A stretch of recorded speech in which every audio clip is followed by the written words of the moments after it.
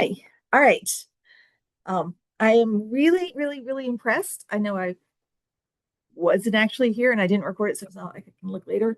But I could tell when I did come in, the kind of discussion and interaction that everybody was having. I think it does also help to not have me on, so it's a little bit easier to have that free flow of, you know, thoughts and questions and dialogue. So I would be interested to hear what you think about doing it that way and how useful that was. So if you are comfortable sending me an email after class, just give me let me know what you think about that approach. Those people who are watching the recording, they're completely confused. Yeah, so, but those of you who are here, let me know what you thought, how it went. That feedback's great, helps us make it better next time. I'm going to move forward like it's the beginning of class. So I'm going to review where we were and where we're going. So where we were from last time is that finding my notes. Um, okay. We're going to go over the concepts that will be in your pre-post quiz, I think is what it's called, or exam. And so I will be popping up those PowerPoints in just a second because I actually made PowerPoints for that just to have it who's called on next. I thought it was fun. We'll see. And then we're going to go over a lot of information about experimental designs. I have a lot of concepts I'd like to kind of try to run through relatively fast, but they're recorded. I will also upload a PowerPoint of me going over the concepts using slides. And so you can watch that later too, if you want to, and fast forward. You can times two. I wish they'd let us go more than times two for those of us who can hear fast, but they don't. And then if we have time today, I will go over, I've got a little game I want to play, but we'll see if I get time to play the game. Last time I didn't. So, dun dun dun. Oh, I should be quiet and ask. Do you guys have questions about what we did last time and what's due right now and how things are going with what you're writing, hopefully? Okay, cool. Well, just let me know if you have any questions. Please feel free always. And y'all know that there's that link on my emails, and then there's the link that's in the syllabus where you can make appointments with me. I will also say that for summer, because my schedule just feels, even though it's not really working less, but it feels different.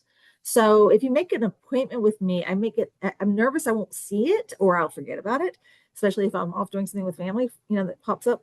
So please give me a call. Like if I don't come online when I'm supposed to be there for you for a meeting, go ahead and call me is the best habit. I actually will give you my husband and my son's cell phone numbers. Because that way, because half the time in life I don't know where my phone is. And that's why, but I tried it like my volume's off. So my volume's off because of class. Now I have to try to remember to turn my volume on.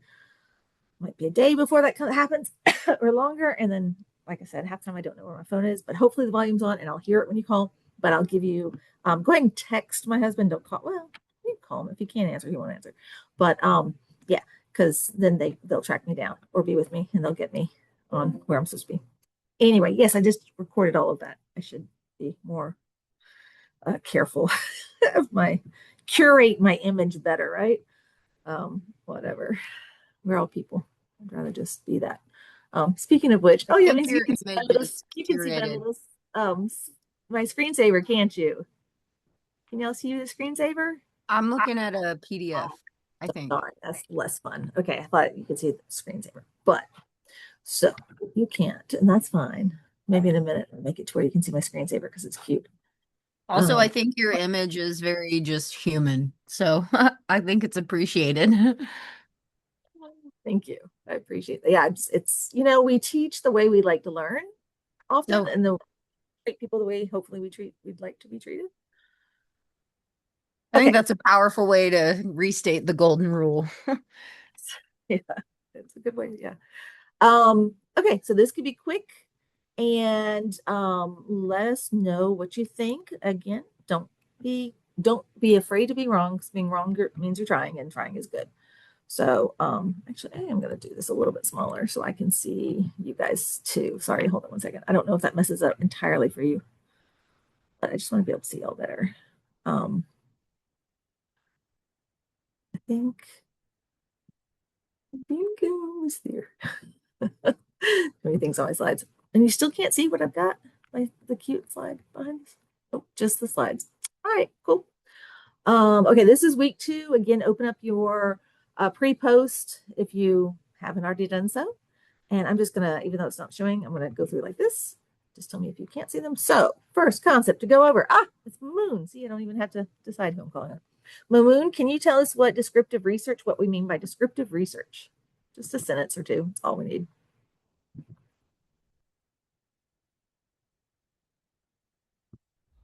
Sorry, I was mute. So descriptive research is non-experimental research design, where we describe the finding, like the characteristics, the Characteristics. variables, the behavior of the variables. That is the descriptive study. Yeah. And you can think of it as it is a variable, but it's a little bit broader than that in some ways, at least the way I feel about it. In that, it's usually like characteristics of a population. And a population, remember, doesn't have to be like everybody. It's of a community that you're learning about. It can be about the descriptives of a phenomenon. So it doesn't even have to be a human person, and it can still be a descriptive study. And basically, just like you said, it's non-experimental. So it's not testing cause and effect, right? All right. So next, dun, dun, dun. Marissa, what do we mean by cross-sectional? Data that is collected at one time point. Yes, very good. Yep. And it's just just always think of that as just a snapshot in time. And it's really important to use this kind of data often. What are some things, Marissa, that we could estimate from doing a cross-sectional study?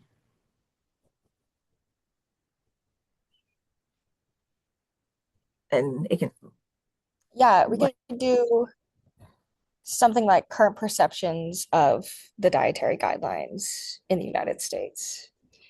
yeah, that was the way I asked it was way too broad. Yeah, I appreciate that an example. So yeah, we're and hey, Bryce, I hope everything's okay. Thanks for joining. You didn't have to.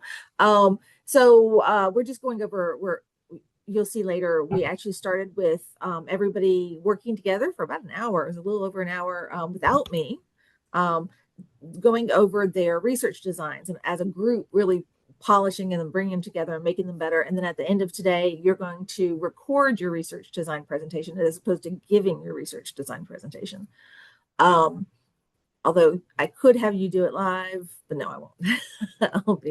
I'll try to do it recorded for everybody. Okay. Anyway, so now we're going over just concepts from last time, and then I'm going to talk very fast. I apologize, but it's recorded, and I'm going to go through concepts for today and experimental design because there's so much to say.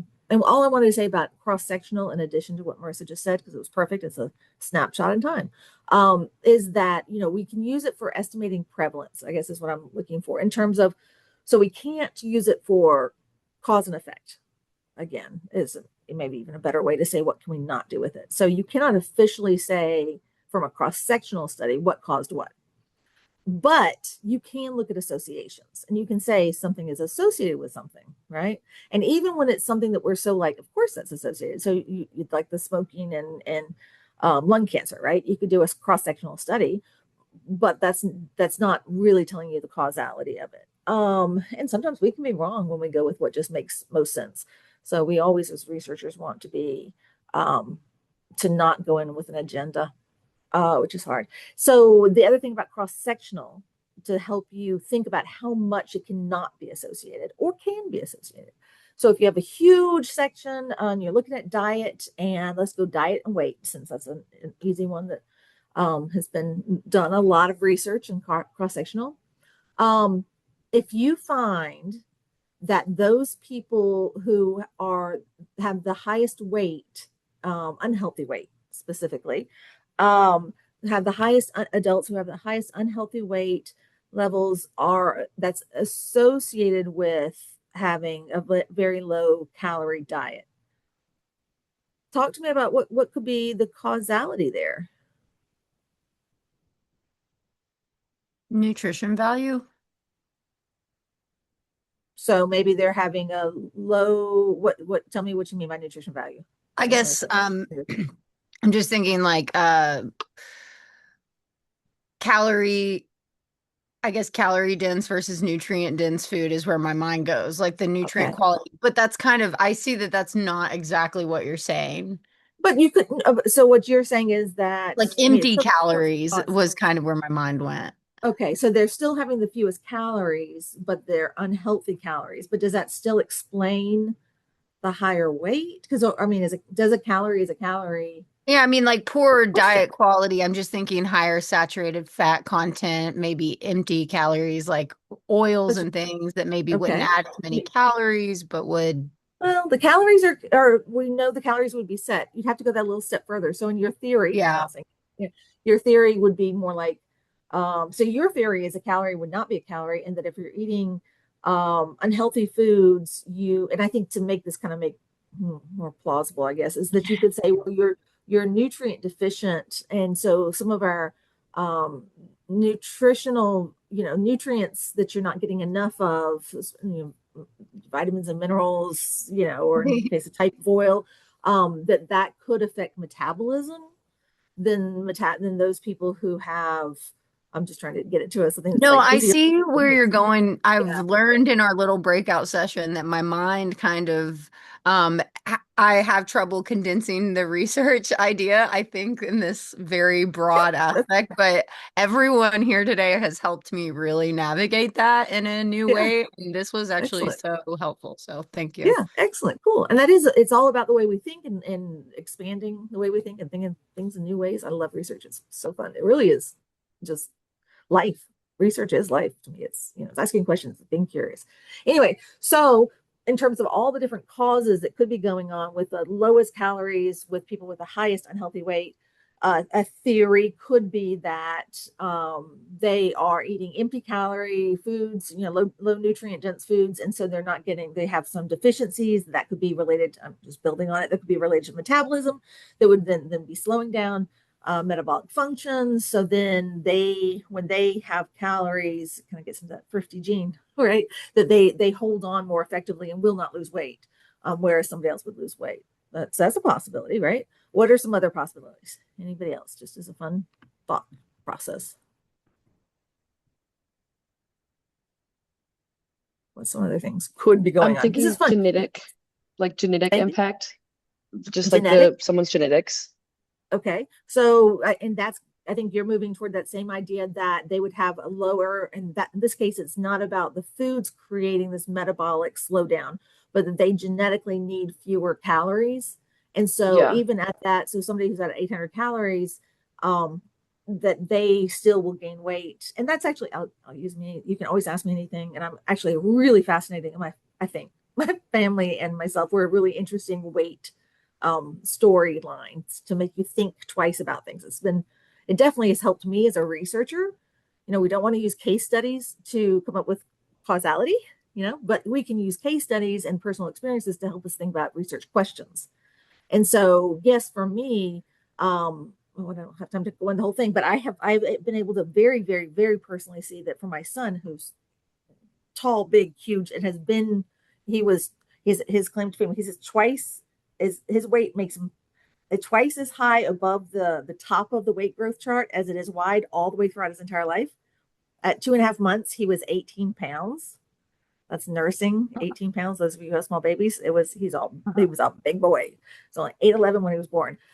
So his entire life, and I can tell you lots of really cool stories about him and doctors, and some horrible, mean things and medical trauma that's happened to him because of his weight. And so this child has spent his entire life exercising and reading labels. And I've spent my whole life trying to tell him he's beautiful the way he is. Yes, food matters because it helps us be healthy and helps us not hurt. And that's why it matters, because the numbers on a scale don't matter. It's how you can do the things you want to do in life, right? So it's as a nutritionist and a childhood obesity prevention researcher. What I was starting out, not what I claim right now. And interestingly, that's what I was before I had an obese child. Yeah, there we go. So same environment, same food opportunity. My other son was 6 foot and 118 pounds. I spent my entire life trying to help him gain weight, you know, and, so I got to see both sides. So I happen to know that my big child, I had to fight because he always would want to try to be under 800 calories. I know personally for myself that if I'm at above 1200 calories, in reality, I gain weight. And that's just lots of genetic factors. So I've been able to see that has helped me think about calories and weight in very different ways that are, I think, kind of interesting. What's the other big storyline? Don't worry, it can be negative. Here's what I'm looking for that we hear very often when we see that in a cross-sectional study. Self-report error. Yes, that those people who are larger are underreporting what they actually consume. We'll get that all the time, right? It's one of the things I have, one of my issues about NHANES data, and I need to read that article. I can send it out to you. It's a really cool article that just came out where they did some doubly labeled water, again, with reporting. Yeah, I sent it to you, Marissa, I think. But for eons, that in this timeline of NHANES, you can't have it both ways. They've done doubly labeled water research, which if you don't know what that is, ask me about it later or look it up, to be able to say this tool, this NHANES, is accurate. It's good data. But I can tell you from my own experiences, the very first time with the USDA that I looked at NHANES and found the inverse, that those that were heaviest were eating the fewest calories. And I was like, what do I do with this? What did I do wrong? And they're like, you didn't do anything wrong. Everybody always finds that. We just don't publish it because it doesn't make sense. Or they say, you don't publish it because they're underreporting. They got to be underreporting. But I'm like, but you've got doubly labeled water saying that this data is accurate. So it can't be accurate and they're underreporting. Which one's going on? So we have a lot of biases that we come at that I think weight is metabolically more complicated than I know I was trained a long time ago on. And, I think now we're a little bit more aware of the metabolism issues that are so fascinating. Right. But underreporting is a huge one. You think of cross-sectional. Here's another one, not about. Okay, I won't kind of pull it out of you. I'll just say here's another one that could be happening.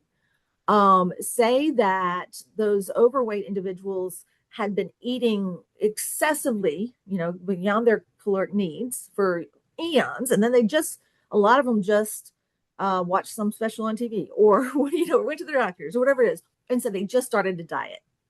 And so they're in like the first couple days of their diet and everything's perfect. They're eating, very light calories. They're eating this optimal, perfect diet, macronutrient, micronutrient, gorgeous, right? Well, if you were looking at cross-sectional and trying to pull something out of it as an explanation, if you just followed that, you would be like, don't eat salads. They'll make you gain weight. Don't drink water. It'll make you gain weight. All of our overweight, unhealthy, level people were drinking diet drinks, which that's a different discussion, and water, and so that's a problem. Don't do that.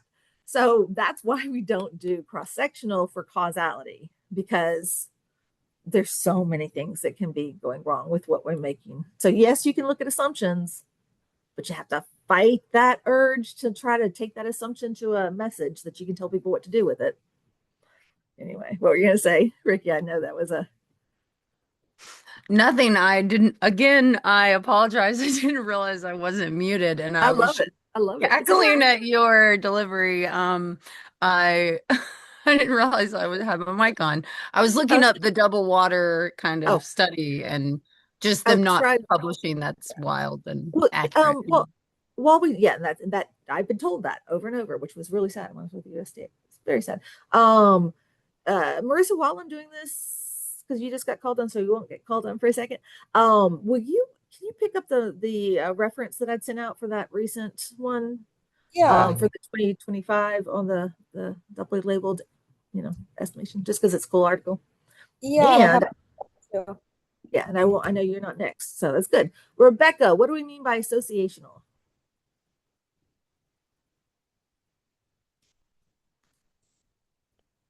And you may be muted. I think association is the relationship that a study has. So an association between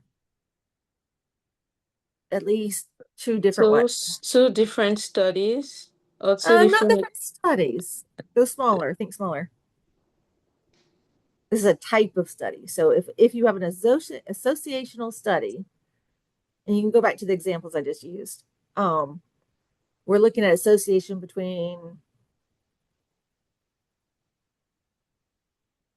I know you're trying to think too hard. I promise the answer is really easy. I know you'll always feel like I'm trying to trick.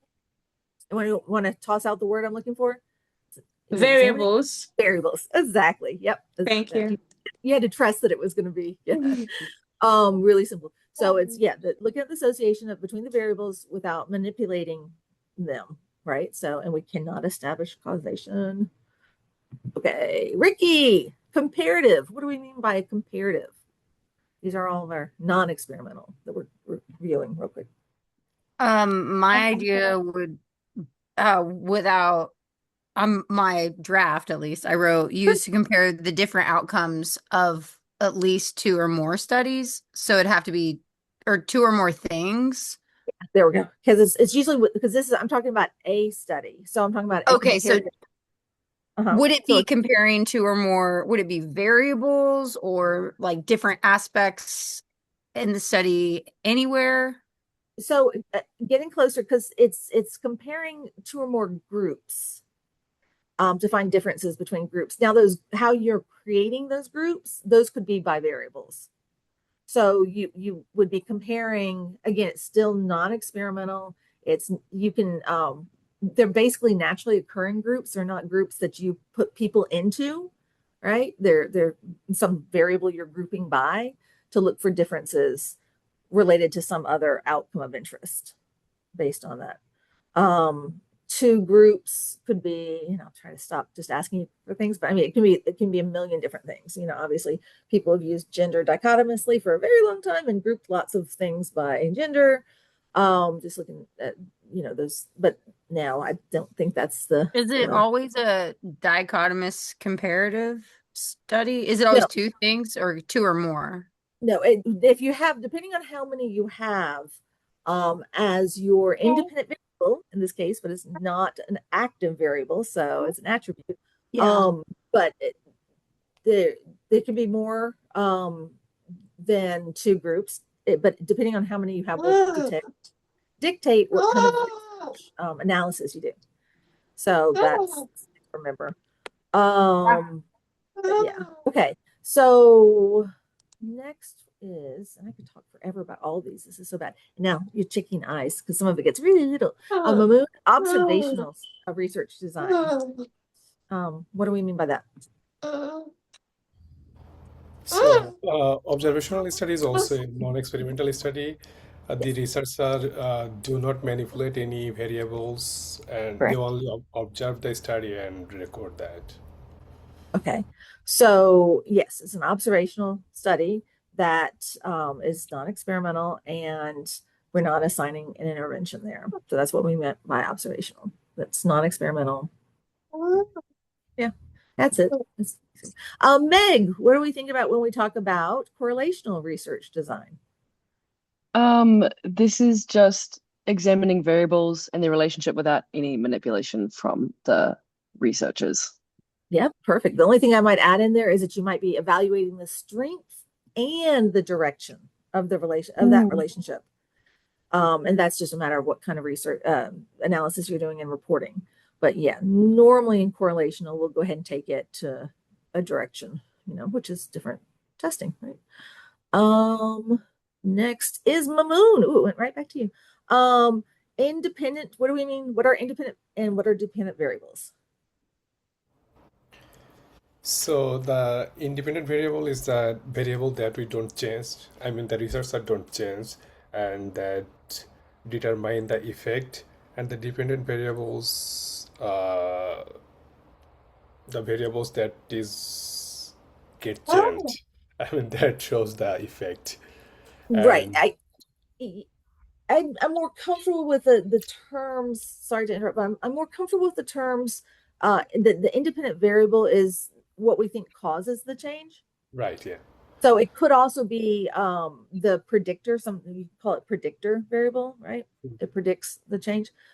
Later, as we get into experimental, obviously if it's active, it's the intervention itself, right? And then the dependent variable is the outcome, so, and it is because you were trying to keep it in the non-experimental is why you were keeping it there. And I was willing to go both experimental and non-experimental, on that definition. And, it is harder often when we're doing non-experimental work because we still, for analysis, have to assign independent and dependent variables. So you have to think through that, which is kind of funny considering we can't talk about causation, right? All right. Moving on. Next is Marissa, but I'm actually going to ask Bryce to do it instead because I didn't have Bryce on here. Sorry, I took you off because you weren't. So Bryce, tell us, what do we mean by normality?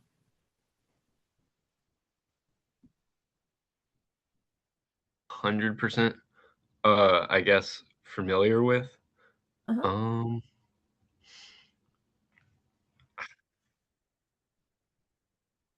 I guess how, like, I don't know. I don't know how to phrase it.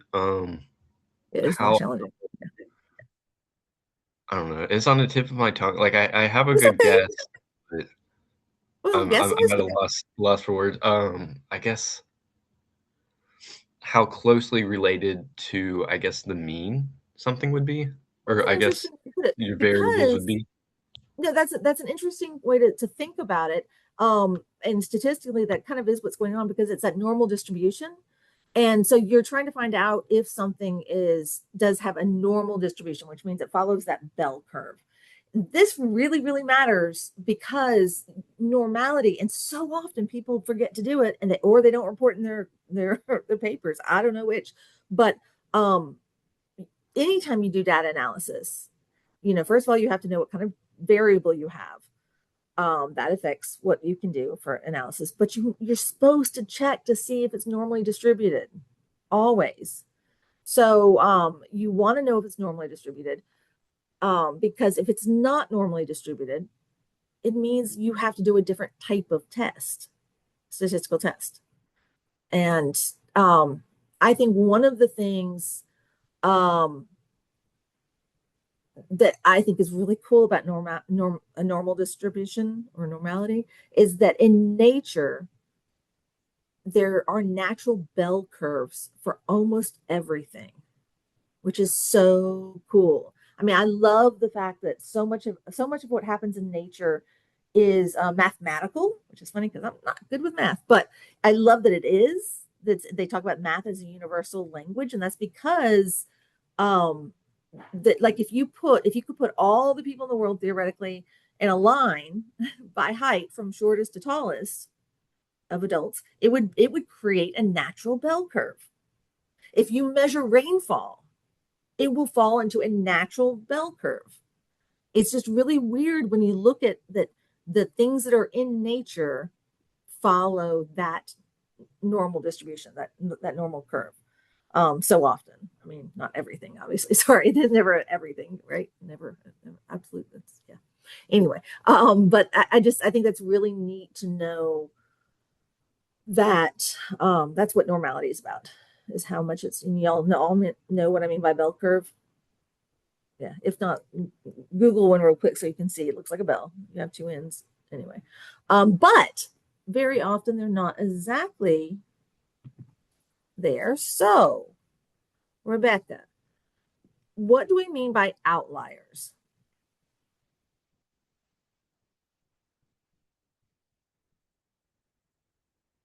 I know it stinks because it's like you've got so many times it makes sense in our brain, but putting it into words is A, scary, and B, like harder to define it briefly.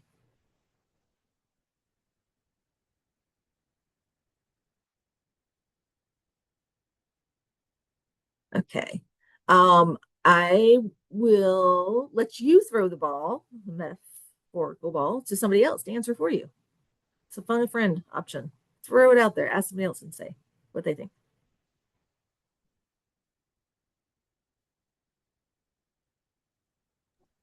Ricky. Ricky, cool. I was giving you rock, paper, scissors. Just an abnormality in the data is what I kind of I think of it as something that I maybe wouldn't have expected.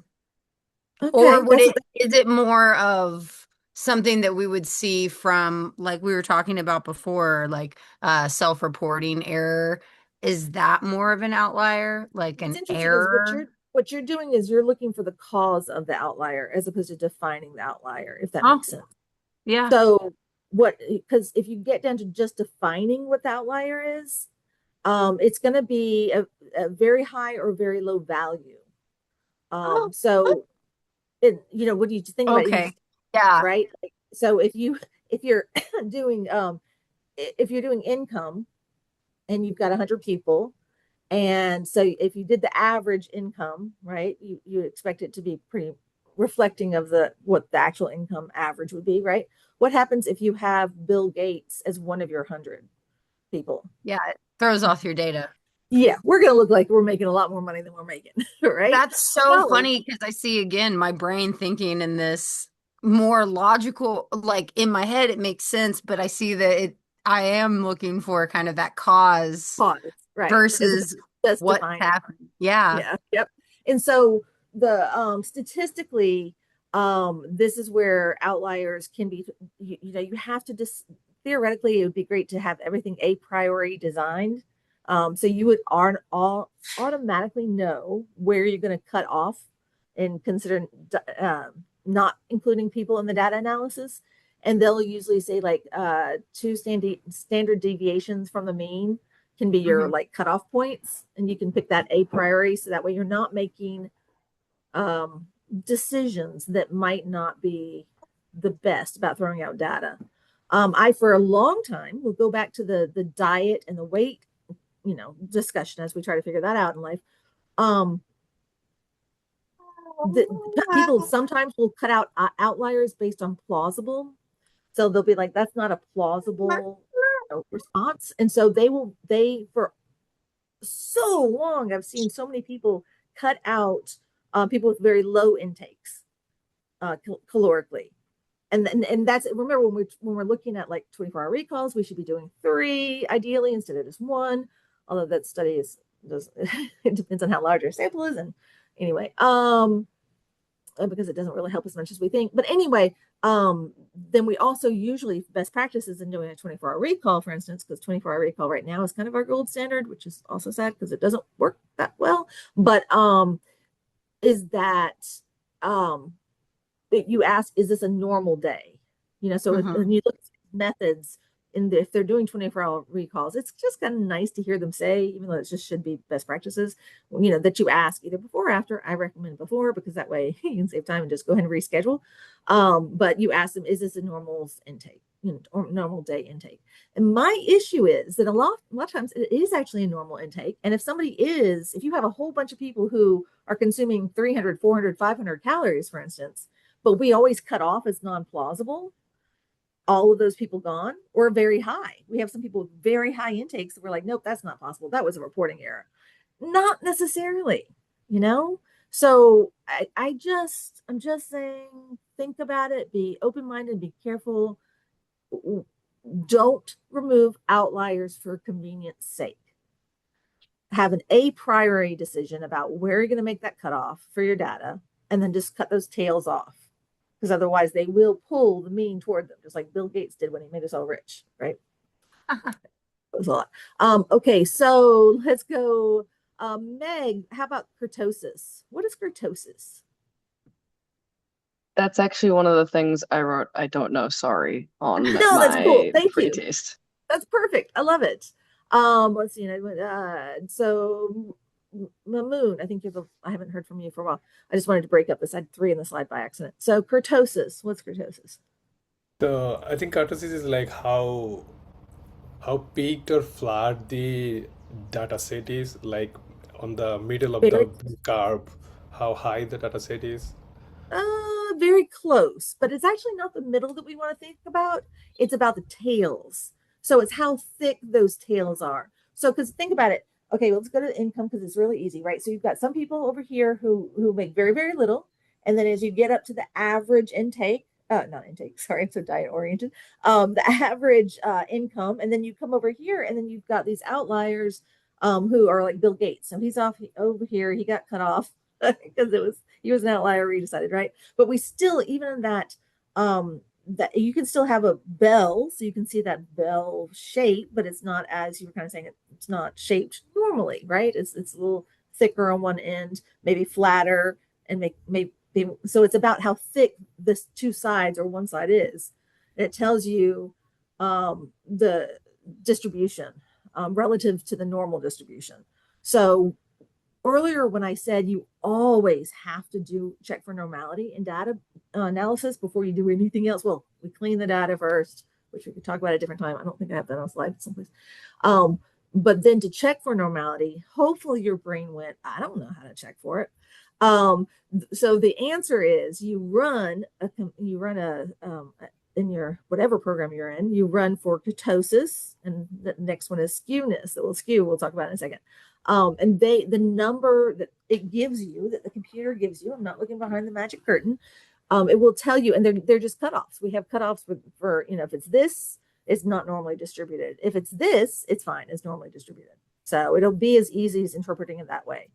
So Marissa, the other side of checking for normality would be skew. What is skew about? Yeah, it measures whether the data is distributed more to one side or the other. So if it's right skewed, it's positive, meaning there's a long tail on the right, and then the negative left skew, long tail on the left.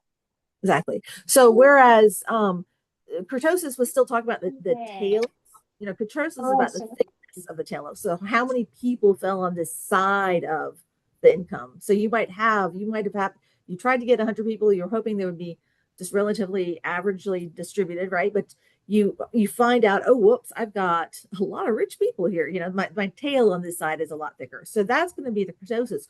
Whereas skewness might be that you just have more people falling on that side, so the tail is longer. So either one of those things speaks to normality. So you run and you get a number for both kurtosis and skew, and then you can tell if it's normally distributed. So that tells you what type of test you can run for stats.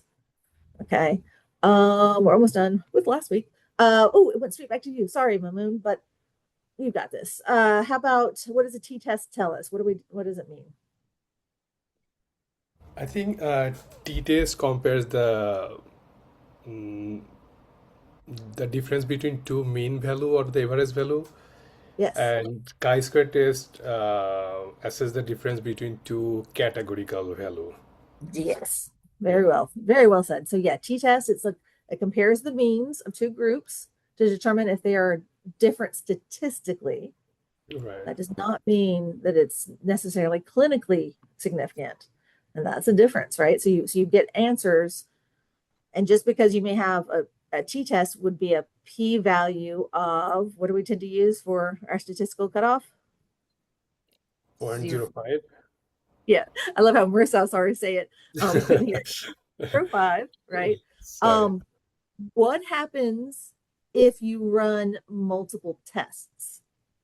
You do a couple different statistical things. What are you supposed to do with that p-value? This is a mean one that most people ignore. So if you're doing multiple t-tests, a whole bunch of t-tests, what would you need to do? Is 0.05 still what you can use? Smaller. Yeah, you're supposed to 0.01. you're supposed to divide it in half for every new test you add on. Because why would we need to do that statistically? To rule out outliers? Not outliers. We're going to do outliers by hopefully that a priori setting how far away from the mean we're allowing the data to stay and to keep the data in. So what else could be going on? You're running multiple tests. If I just keep going with t-tests, I got this nice data set and I just keep going, what will happen eventually, even if there's no relationships actually there? Something could be significant, even if You're it's right.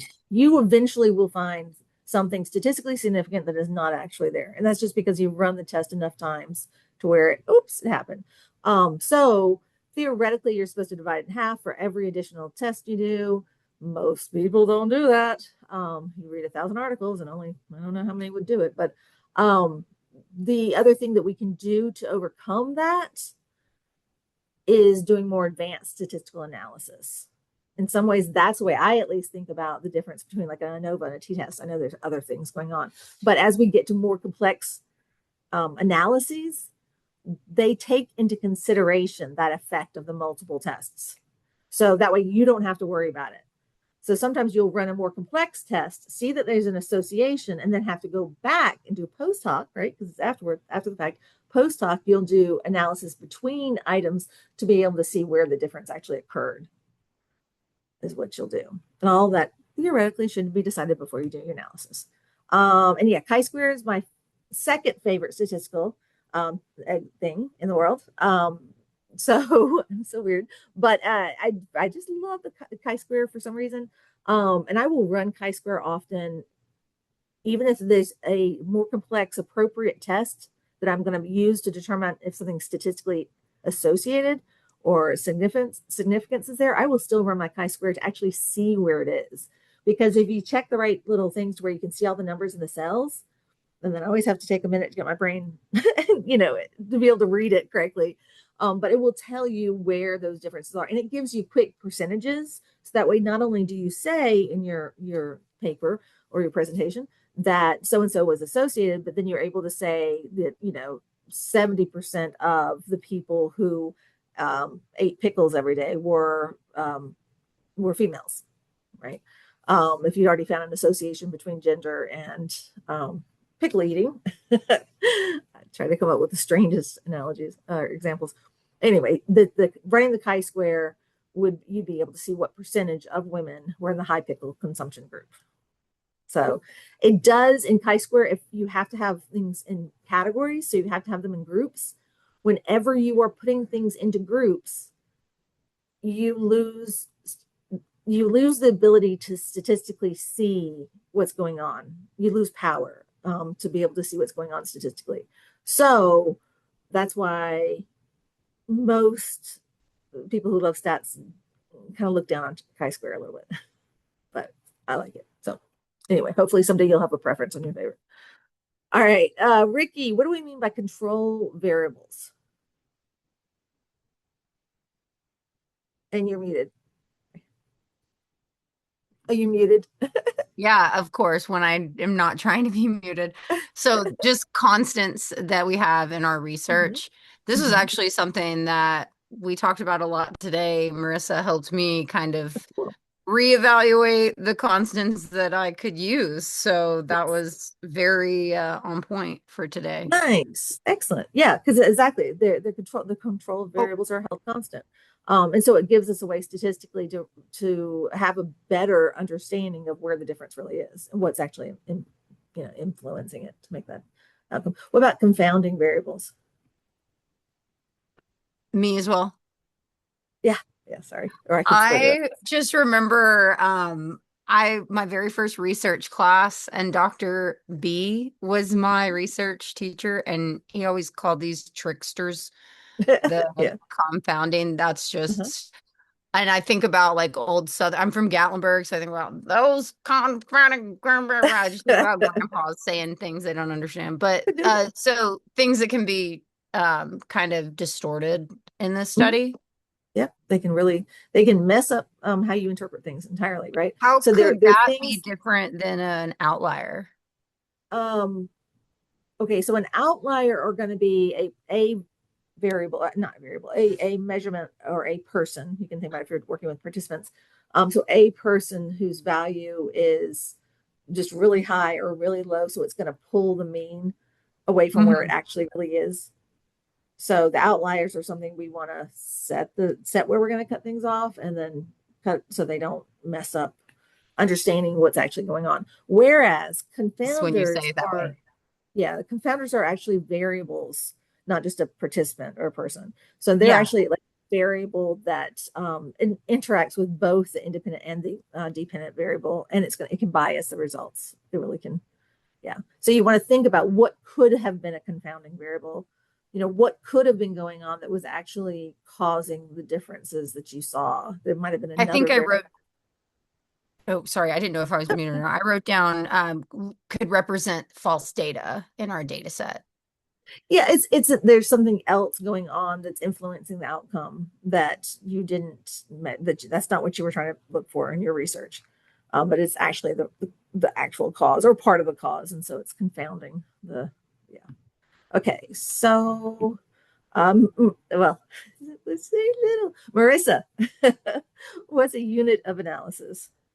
Yeah, unit of analysis is um, the entity being studied. So it could be like a group, or it could be the individual person, it could be schools, it could be anything, but looking at the level and keeping it consistent. So like if you're looking at individual changes, you want to look at individuals, not the groups that these individuals are associated with.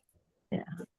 And I know we're not going to get as far as I want today, by the way. We're going to have to talk about experimental again some next week too, just because it's such an important topic. But it's really, I think, really good going over these. And I'm sorry, I know I'm taking extra time for each of them to add a few comments in, but I think it's really important because unit of analysis seems like a really easy thing. But first of all, you all, depending on your committee members, when you present to something, they'll say, okay, well, what's your unit of analysis? Because your unit of analysis is going to determine a lot of things, including what stats you're in.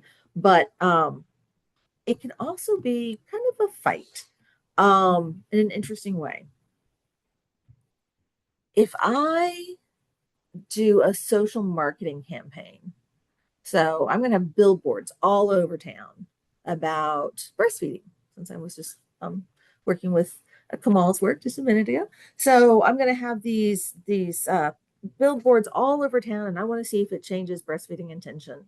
So I look around and I decide, okay, I'm really careful in my design that I look at Chattanooga and say, this just pretending because I don't know if that's the same approximate size. It's got other, characteristics in town that are just so much like Knoxville. We're like, yeah, these are pretty much similar. They're very similar. So we go ahead and look for our control, because you can't get control or you can't get control group from Knoxville, because everybody potentially can get exposed to these billboards, right? So I can't do my intervention and my control group, recruited from the same and sampled from the same population here in Knoxville. So I'm like, okay, I'll recruit.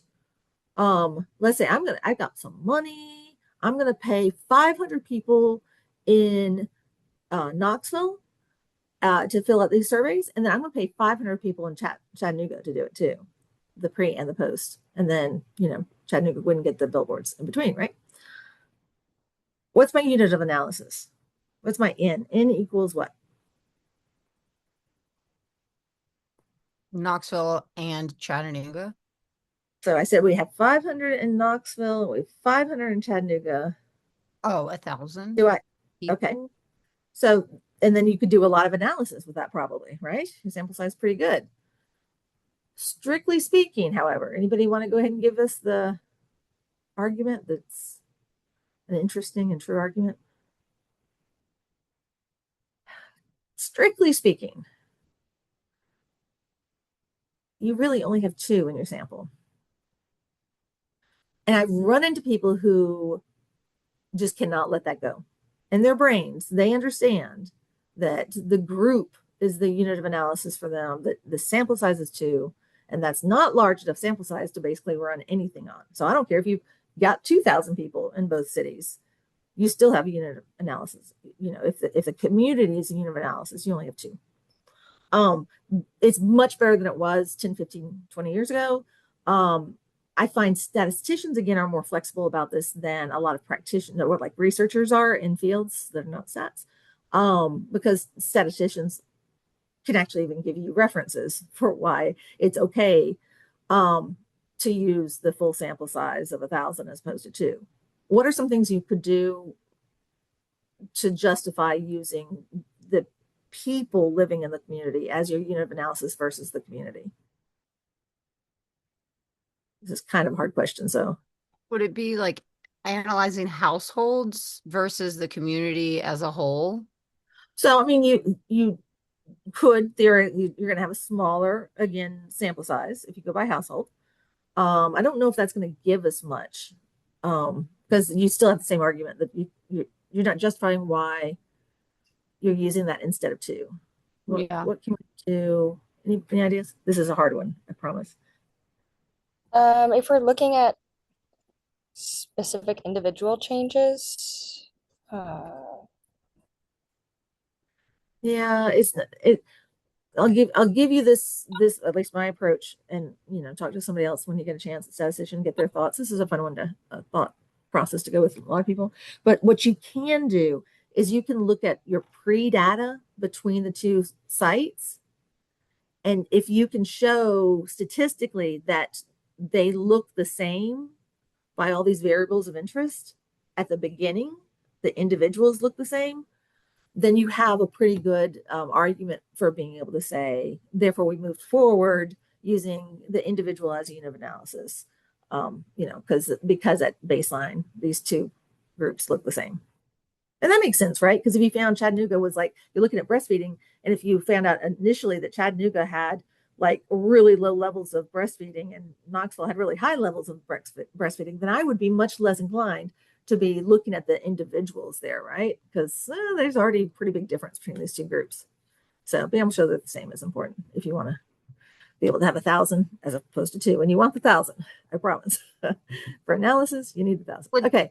Would that affect like our exclusionary factors would kind of be how we could make that about individuals? So I'm thinking, I see what you're saying. if you make it so all of the people in your study are very similar, Right. then that's kind of the thought behind that, is that we're trying to use that as an individual, but we would need those very detailed exclusionary factors.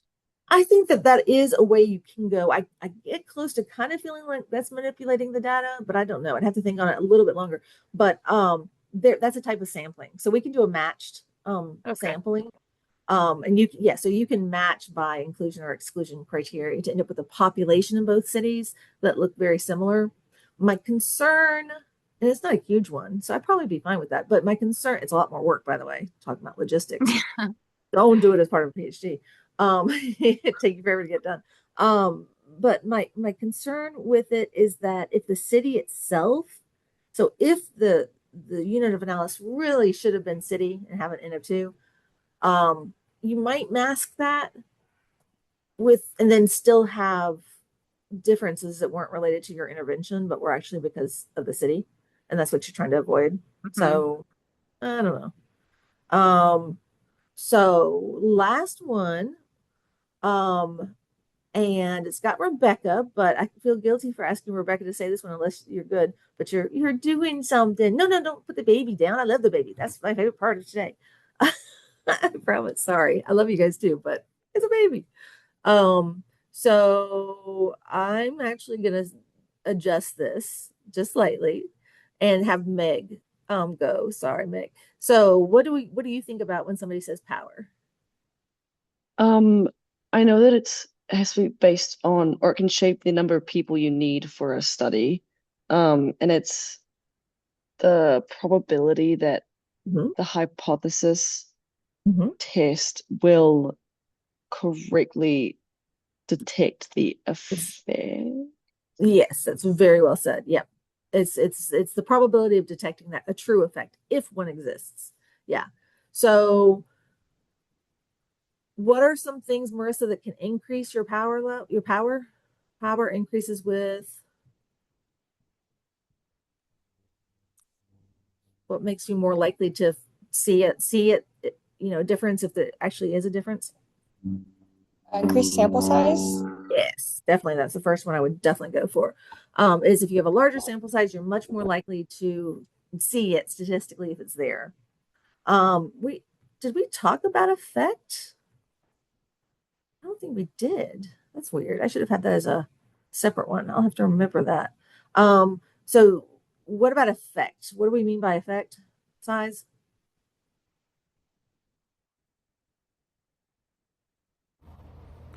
Is it the size that's literally affected?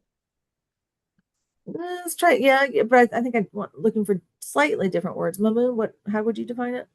Yeah, I think effect size is like we can see that something is statistically significant or not, but if I say that if I do exercise, depression lowers by 0.2%. If I take diet, depression lowers by like 10%. So we see a huge difference between these two, and Yeah. this is the So effect size. I can totally, I can see that you understand what effect size means. I can see somebody else could be still lost with that explanation. It's my guess. So, and maybe they get it from that. I don't know. But it's so it's how large that, if there's a difference, how large that's going to be, right? And that's what you just said. So, let me get a different example that might make. Can I give a really like mean example? It's awful, I guess. I think. But if you had a study where you put people in a box that had no oxygen, you don't need a very large sample size to see that that definitely had an effect. Um, so, whereas if you're looking for something that has a small effect, so if you're like weight change often, that, you know, if you have a um, new intervention, you might have just a little bit of change in weight, and you have to have a large enough sample size to be able to see that small effect size, but it's still there. It's just small. So you need a larger sample size. So that's, but if you have a larger effect, if people take a new pill and they lose 50% of their body weight, again, you're not going to need as large a sample size. You're going to have more power to be able to detect that difference is there, just because what your intervention is doing has a lot of power. So you don't need that many people to be able to see it. But if it's a little change, you need a lot more. The last thing that I would say about power is that if you have less variability between your participants, you're more likely to see that, because it's just like that thing by gender. You know, if men, well, I don't want to even go gender. Okay, so if young people, so say I have a new pill, let's go with that because I just did a second ago. So this new pill for weight, right? And say in actuality, it works really well on older people, but doesn't work on younger people. If in your sample you have both younger and older people, but you don't have a very large sample size, what do you think is going to happen to the outcome that we statistically think we see?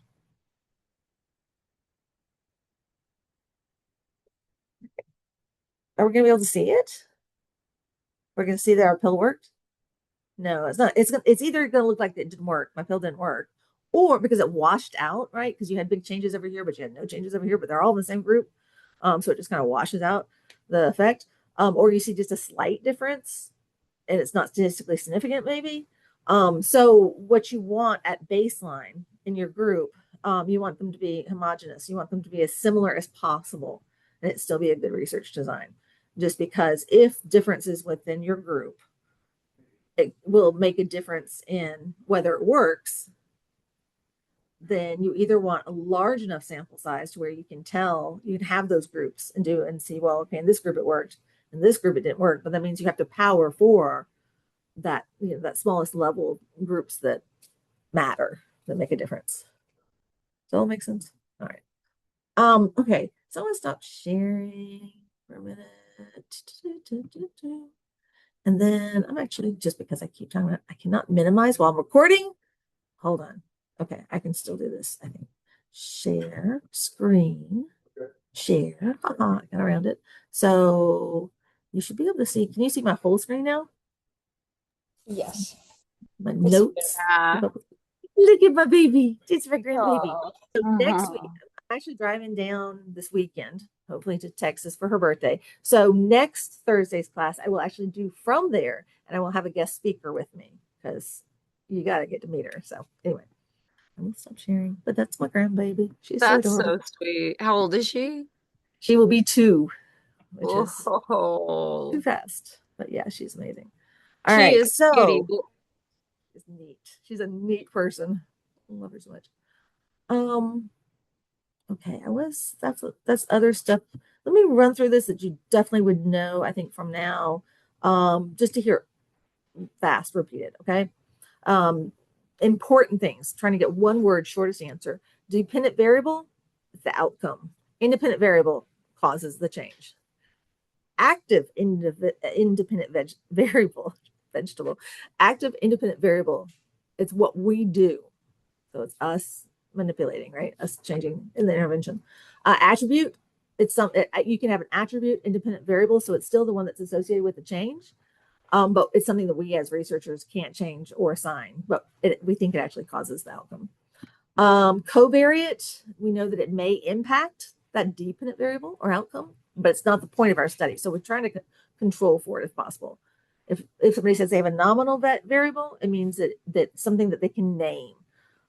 Continuous variable, something we can count. Levels, every variable has to have at least 2 levels. Otherwise, it's not a variable because it doesn't vary. So levels are like for school level in school, you can have undergrad or grad school. Those are the levels for your variable that was school. That you've got 2 types of quantitative approaches you can use in research, because you can have experimental or non-experimental, and you both can have quantitative potentially approaches. But within non-experimental approaches, the ones we talked about today, that we talked about last time, that I ended up repeating entirely, but comparative, associational, and descriptive are your 3 non-experimental approaches I want you to remember. A study could be a comparative study, or it could be an associational study, or it could be a descriptive study.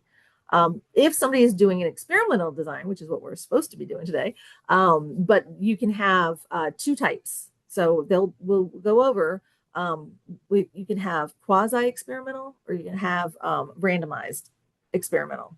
So the difference between quasi-experimental and other people just say experimental is whether or not whether or not your sample is randomized to the group. So if it's not randomized, it's not an experimental, it's a quasi-experimental.